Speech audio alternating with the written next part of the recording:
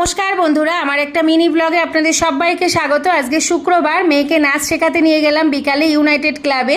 নাচ টাচ করিয়ে এনে সকাল থেকেই আমার মাথাটা একটু ঘুরছিল। হাজব্যান্ড বললো চলো প্রেশারটা মাপিয়ে আনি। তো প্রেশার মাপাতে গিয়ে দেখি হালকা হালকা বৃষ্টি পড়ছে। মেয়েকে রাস্তার ওপাশে বসিয়ে রেখে প্রেশারটা মাপিয়ে দেখি প্রেশারটা লো হয়ে গেছে, সেই জন্য বোধহয় মাথা ঘুরছিল। হাজব্যান্ড ওখান থেকে বাজারে যাবে, তো আমি বললাম চলো আমরাও যাই বাজারে, অনেকদিন বাজারে যাওয়া হয় না। হাজব্যান্ডই মেনলি কেনাকাটা করছিল, আমরা তদারকি করছিলাম, ঘুরছিলাম, দেখছিলাম, এই আর কি। যা যা দরকার এখান থেকে বেগুন কেনা হলো, তারপরে পেঁয়াজ, আলু, যা যা দরকার সমস্ত কিছু কেনাকাটি করলো। করার পরে চলে এলাম মাছ বাজারে। বললাম চলো একটু চিংড়ি মাছ নাও। মাছ বাজারে এসে এত মাছ দেখে তো অবাক, যে এত রাতেও এত মাছ কে নেবে। আমার হাজব্যান্ড বলছে ঠিক লোকজন আছে। তারপরে শশাও নিয়ে নিলাম, নিয়ে চলে এলাম। আর এখান থেকে একটু কলা নিয়ে নেবো। আর এখানে আমার মেয়ে ফুচকা খাবেই।